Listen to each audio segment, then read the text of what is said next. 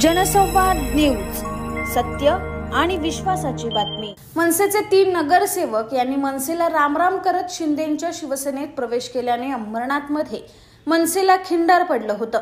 मात्र मनसे अध्यक्ष राज ठाकरे यांनी अंबरनाथमध्ये डॅमेज कंट्रोल केले होते। नगर परिषद निवडणुकीत मनसेने एबी फॉर्म दिलेच नाही अशी चर्चा सुरू झाली। तर मनसेचे 14 उमेदवार आता मशाल चिन्हावर निवडणूक लढणार असून त्यांनी उमेदवारी अर्ज भरलाय। याबाबत मनसे शहराध्यक्ष शैलेश शिर्के यांनी सांगितले की मनसेकडून उमेदवारी अर्ज दाखल करण्यात आला असून मनसेचे 14 उमेदवार हे मशाल चिन्हांवर लढणार आहेत। नागरिकांमध्ये संभ्रम व्हायला नको म्हणून आम्ही मशाल चिन्हावर लढतोय। प्रत्येक पॅनल मध्ये आमचा एक उमेदवार आणि ठाकरे गटाचा एक उमेदवार असणार आहे।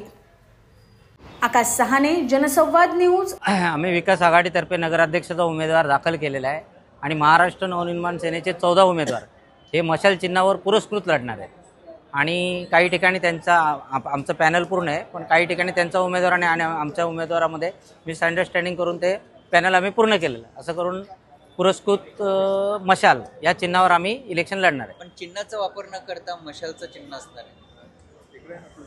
चिन्हाचा वापर असा विषय नाही, लोकांमध्ये कन्फ्युजन व्हायला नको। आम्ही जे उमेदवार उभे केलेत ते निवडून यायला पाहिजेत या उद्देशाने आम्ही ते मशाल चिन्ह घेतलेलं आहे।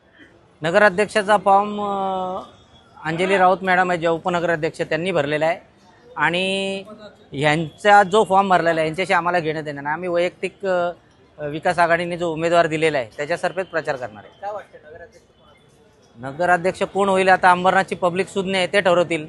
धनधान्य द्यायचा का गोरगरीब घरातला नगराध्यक्ष द्यायचा ज्याला खरोखर विकास करायचा आहे। जनसंवाद न्यूज, सत्य आणि विश्वासाची बातमी। आजच सबस्क्राइब करून बेल आयकॉनला क्लिक करा आणि पहा ताज्या घडामोडींचा अचूक अंदाज आपल्या मोबाईलवर।